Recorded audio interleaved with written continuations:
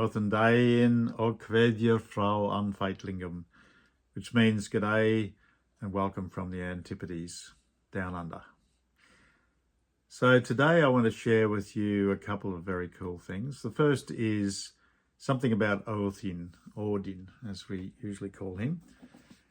And I'm going to read from HEIMSKRINGLA, from the story called Ynglinga Saga. It's one of the first stories in HEIMSKRINGLA, the history of the Norse Kings.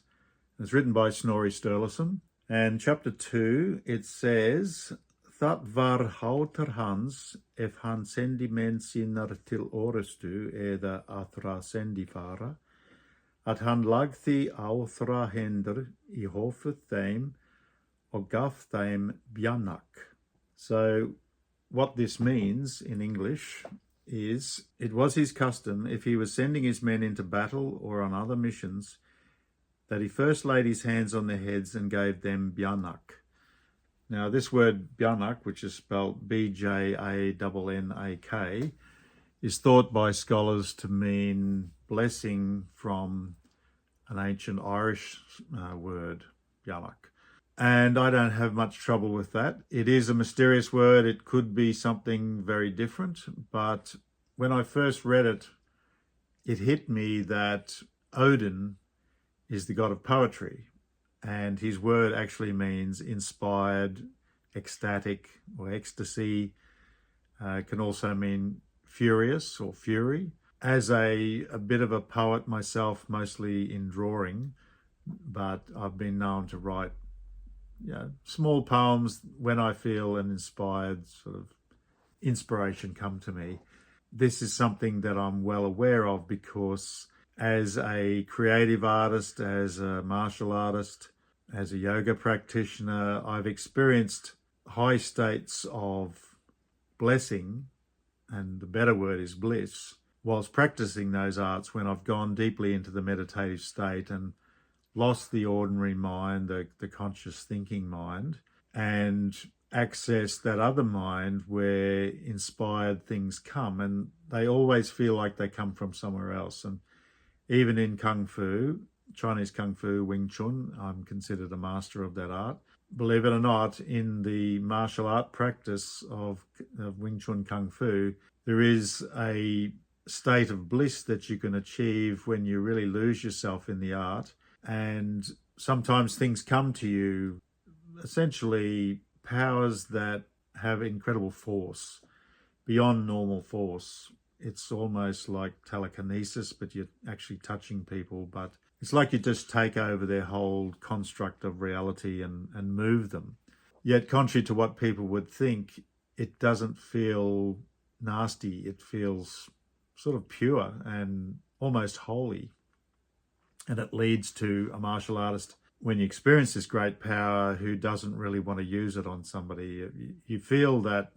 I had an experience where I had somebody pushing hard on my arm, and I was explaining to them how you can just completely let go of all tension and trying in your body, just soak the force of somebody else in and take it down to your feet, dissipate it whichever way you're able to do. And as I did that, it was as if I disappeared and he disappeared.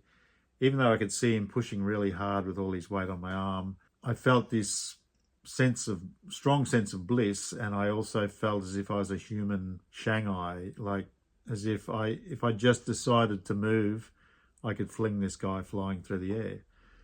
Now, I understand if you find that hard to believe, but that is the truth. That's what I experienced. I've been practicing art for 27 years, so I've had some interesting experiences, and it's not something that I can just do at will. Not yet, but I'm aiming for that ability. But the point of this is that Odin gave Bjannak this sense of bliss to his people, and it helped them in battle or on other missions. And in Kung Fu, in yoga, and I think in other arts where people are not aware that this is a concept, but certainly in the Eastern arts, we believe that a master can pass on their state of being to another that's receptive. And I've experienced that many times when I've been training with great masters of much higher level than me, and I've been affected by them, and they've released something in me, some other power, some ability, and strangely enough, bliss is always the feeling that comes. It's like it's not just being a bit happy, it actually, you just feel really ecstatic. You feel sort of high, but in a pure way. So that's an interesting thing, and I'll explore this much more deeply as I go on in this project of Viking Superpowers, in my book that I'm writing, and in these videos where I'm talking about all my concepts. But this concept of bliss, of accessing a different type of mind, is very important in what I'm finding in the sagas and the Eddas. The thing that I want to share with you tonight is something that happened to me on the 3rd of May 2021. And I know that because I was driving my young son home from a soccer game, and we're going through this mountain road, and this whole inspiration just hit me like a ton of bricks. So I had to pull over a safe place, and I said to my son, "Sorry, mate, I've just got to tap down these ideas before they leave me," because often with these inspired things, if you don't act on them right at the time and write them down or practice them or do something, they can just vaporize like a dream does. You know how you have a great dream, it's amazing, you wake up, within a minute it's all gone, and you feel that sense of regret. I wish I remembered what was going on there. But this time, I stopped and I wrote it down. So what I wrote was Rudyard Kipling, Kim, The Great Game. The story of Kim came to me by Rudyard Kipling, about a little boy who's like an orphan. His father was a British soldier and his mother was an Indian girl in the British Raj back in the mid-1800s. And he grows up as a little street kid, and he knows all the tricks, and he gets enlisted to be an espionage agent for the British against the Russians, believe it or not, up in Afghanistan. And he was taught all these tricks of espionage, which involved great memory feats, camouflage, sneaking, all sorts of unusual things, and Kipling calls it the great game. So I wrote, he meant espionage, when in fact we are all involved in the great game, this game we call life. When I interviewed Dr. Moody, you can see that interview on this channel here. He was the seminal researcher in the 60s into near-death experiences. He told me that his assessment after 60 years and thousands of interviews with people who'd had NDEs was that life is a game. People said to him that, especially as they got quite old, they started to feel that life was essentially a play, a game, and that they were the players on it. And William Shakespeare famously said that. All of life is a stage and we the players on it.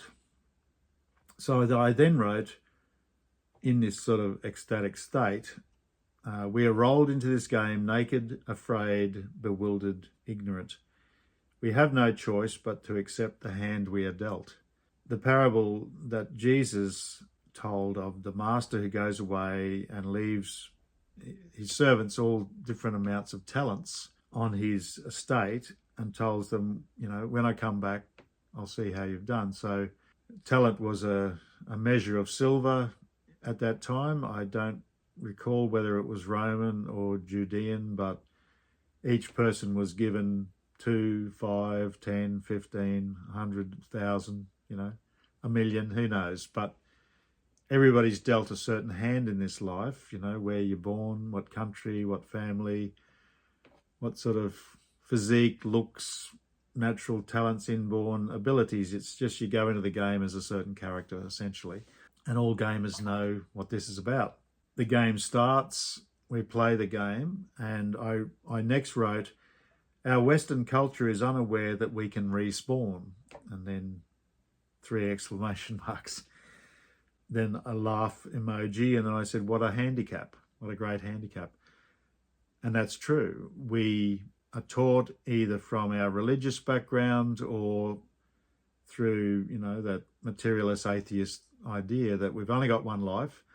The religious background says, if you do the right thing by the religion, you get to go to a wonderful place, live forever. If you do the wrong thing, you don't accept our religion, you go to a very unpleasant place. Or the materialist atheist says, you're just gone. See ya, nothing left.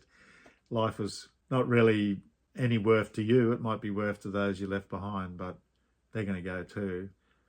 So they're the 2 options. But in the old Viking days, I'm convinced, and many scholars are convinced, that they believe not only in an afterlife, but they really did believe in reincarnation. So if you have a look at my recent Valhalla and Back video, I tell one of my experiences that was part of eventually my coming to believe that reincarnation is a real thing.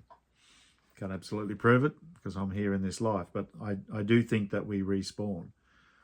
I wouldn't advise just going getting yourself killed over and over and over like people do in games. I don't think it's quite as painless as the old gaming thing where a thing just comes like just drops you and you're off again. It's not quite as simple as that, but pretty much what happens.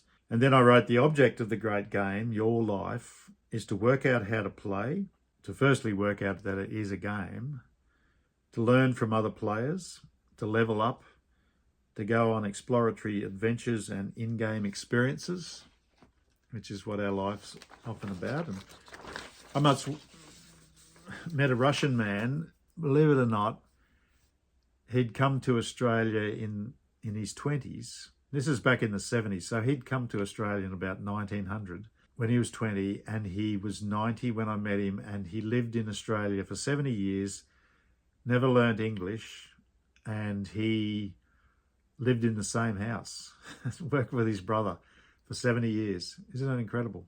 Now, I'm not judging him, but funny way to live your life, isn't it?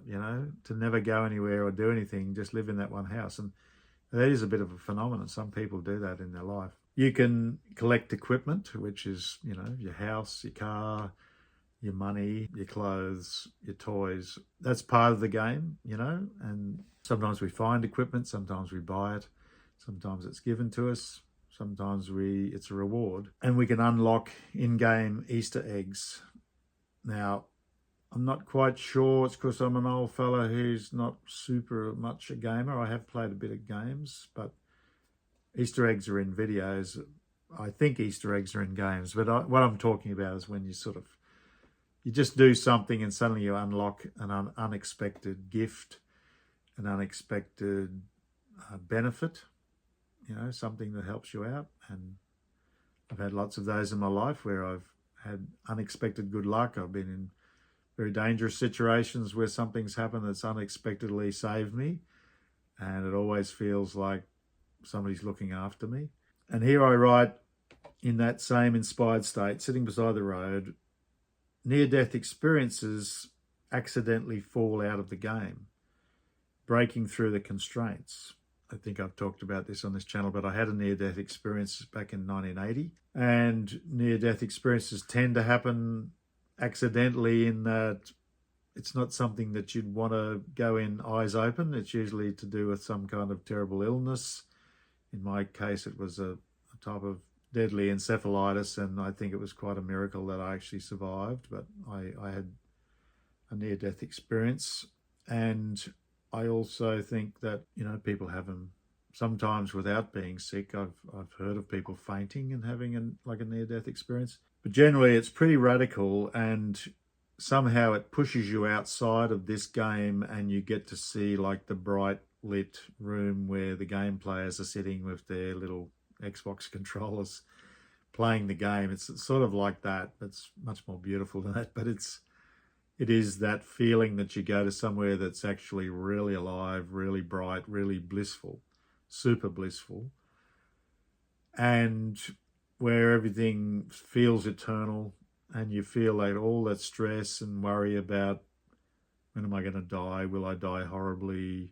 What's the point of life? It all goes away and everything just seems to make sense. So I have a concept called the portal, which was actually the original concept. If you look at my old videos, I call it the Portal Superpowers. That was the original channel. And it still is that, but I've called it Viking Superpowers because that's my specialty. And I realized as I went along, there was just so much fascinating little known wisdom and wonders in these sagas and eddas, and in that ancient, almost forgotten culture that's being rediscovered by many people all over the world. I felt I had to do my bit to rediscover it, and I have rediscovered a lot of pretty cool things. And I continue to do so and meet wonderful people who are involved in all this.